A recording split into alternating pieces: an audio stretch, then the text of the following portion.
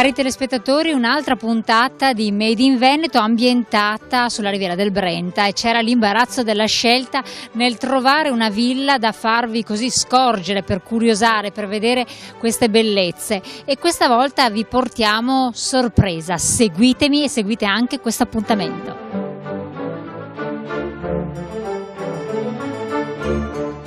E allora vedere per credere, effettivamente queste ville sono dei gioielli eccezionali. Vediamo di scoprirle anche insieme alle parole di Renato Trincanato, consigliere delegato al turismo dell'Unione dei Comuni Città Riviera del Brenta. Grazie di supportarci. E allora ci racconti di questa villa Widman che è eccezionale, di proprietà della città metropolitana, ex provincia, ma anche di altre tante ville che possiamo vedere lungo la riviera. Beh, innanzitutto grazie a TV7 che ci dà questa splendida opportunità e della loro presenza, della vostra presenza qui in Riviera del Brenta, perché si tratta appunto di Riviera del Brenta, dove le ville la fanno un po' da padrona. Villa Widman sì, è una dei splendidi gioielli della Riviera del Brenta. Villa si può definire palladiana perché di scuola palladiana. Palladio è stato uno dei più grandi architetti vicentini che ha investito proprio con la città di Venezia qui in Riviera del Brenta, costruendo o facendo costruire dei propri poi delfini, ricordiamo lo Scamozzi, il Coronelli, che hanno progettato meraviglie tipo Villa Widman.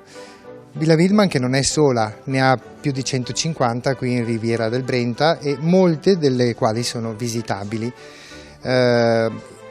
Quest'oggi ci troviamo all'interno di Villa Widman, però vorrei ricordare Villa Nazionale Pisani, una piccola Versailles dove si possono veramente ammirare più di 250 stanze, e naturalmente il parco dove i nobili veneziani amavano giocare rincorrendosi in un labirinto di bossi all'italiana.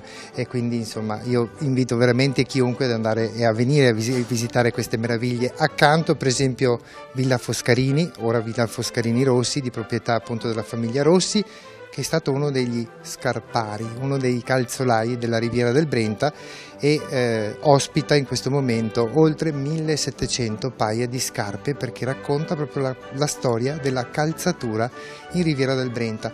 Ma poi ancora Villa dei Leoni qui a Mira, Villa Malcontenta a Malcontenta, insomma ce ne sono talmente tante, tanto che da quest'anno per esempio si può avere, e sono vendibili in tutte le edicole, in tutti gli alberghi, in tutti i ristoranti, dei pass. Finalmente i villani, ma non in senso dispregiativo, ma i proprietari di ville si sono accordati, hanno fatto una specie di pass, una card, dove chi appunto acquista questa card può accedere alle ville pagando anche un biglietto ridotto, e si possono visitare fino a 4 ville concatenate una con l'altra. Le ville sono come epoca dal 1500 in poi, quindi è logico pensare che la manutenzione deve essere essenziale, deve essere sempre eseguita in maniera molto attenta.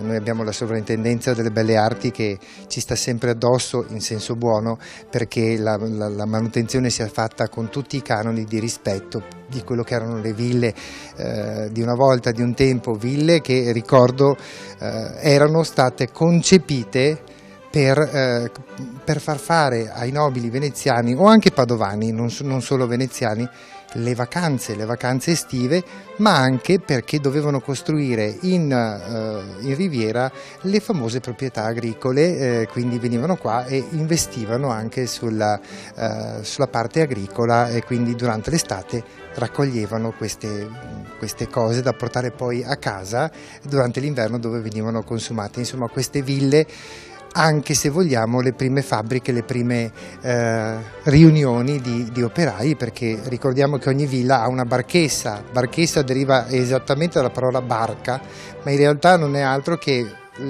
quella che noi definiamo il granaio, con quegli archi grandissimi dove si mettevano sotto gli attrezzi agricoli.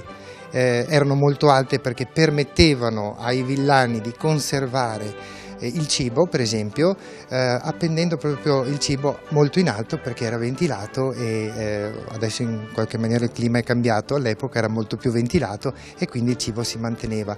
Molte ville adesso sono ancora abitate? Molte ville sono abitate, sì. Allora diciamo che qui in Riviera del Brenta siamo stati onorati di avere veramente dei grandi artisti, ricordiamo il Tintoretto eccetera a Villa Pisani, adesso non è visitabile perché è sotto appunto manutenzione. Ville che sono sia di proprietà della ex provincia, ora città metropolitana di Venezia, come questa qui dove siamo in questo momento, Villa Widman, ville anche statali come il Museo Nazionale Pisani. Ecco, e con queste sue parole io voglio chiudere anche questo capitolo di Made in Veneto invitandovi a scoprire queste straordinarie bellezze in una riviera che, come avete visto di puntata in puntata, non smette mai di sorprenderci. Grazie.